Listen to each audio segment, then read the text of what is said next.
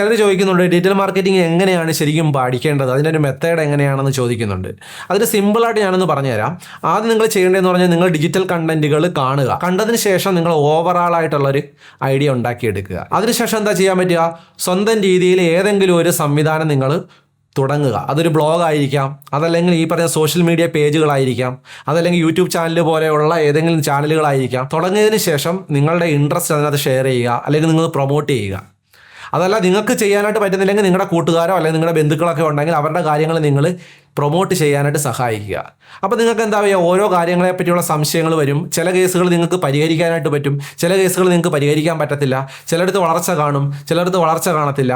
അപ്പോൾ നമ്മൾ വളരാനായിട്ട് കൂടുതൽ കണ്ടന്റുകൾ കാണുകയും നമ്മൾ അപ്ലൈ ചെയ്ത് നോക്കുകയും ചെയ്യും. അതിനുശേഷം എന്താ ചെയ്യുക എന്ന് വെച്ചാൽ ഒരു 1-2 മാസമുള്ള ഒരു ചെറിയ കോഴ്സിന് ചേരുക.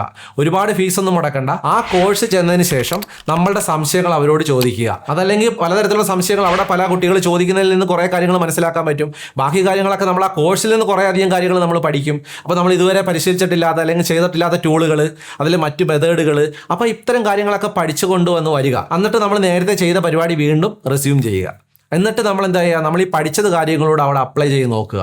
അപ്പോൾ അപ്ലൈ ചെയ്ത് നോക്കുന്ന സമയത്ത് നമുക്ക് കുറച്ചുകൂടെ പുതിയതായിട്ടുള്ള രീതിയിലുള്ള റിസൾട്ട് കിട്ടുകയും കുറച്ച് ഇമ്പ്രൂവ്മെൻ്റ് ഉണ്ടാകുകയും ചെയ്യും. അങ്ങനെ മുന്നോട്ട് പോകുന്ന സമയത്ത് നമുക്ക് മനസ്സിലാവും നമുക്ക് ഏത് മേഖലയിലാണ് നമ്മൾ കൂടുതൽ കോൺസെൻട്രേറ്റ് ചെയ്യേണ്ടത് എന്നുള്ളത്. അത് പ്രാക്ടിക്കലി ചെയ്ത് കഴിയുമ്പോഴേ അറിയത്തുള്ളൂ നമുക്ക് തന്നെ നമുക്ക് എന്തൊക്കെ കഴിവുകളുണ്ട്, ഏതൊക്കെ മേഖലയിൽ നമുക്ക് ശോഭിക്കാൻ പറ്റുമെന്നുള്ളത്. അപ്പോൾ എന്താ 1-2 മേഖല നമ്മൾ തിരഞ്ഞെടുക്കുക. അങ്ങനെ നമ്മൾ ഏതെങ്കിലും 1-2 മേഖലയിലേക്ക് കൂടുതൽ ശ്രദ്ധിച്ച് അതിലേക്ക് മാത്രം ഊന്നൽ നൽകി നമ്മൾ വർക്ക് ചെയ്യുന്ന സമയത്ത് നമ്മൾ പോലും അറിയാതെ നമ്മൾ അവിടെ പ്രൂവ് ചെയ്യുകയാണ് നമ്മുടെ കഴിവ്. അങ്ങനെ നമ്മൾ തന്നെ ഒരു ബ്രാൻഡായി മാറും. അങ്ങനെ മാറുമ്പോഴാണ് ശരിക്കും പറഞ്ഞാൽ ഇതുകൊണ്ട് ശരിക്കും ഗുണം ഉണ്ടാകുന്നത്.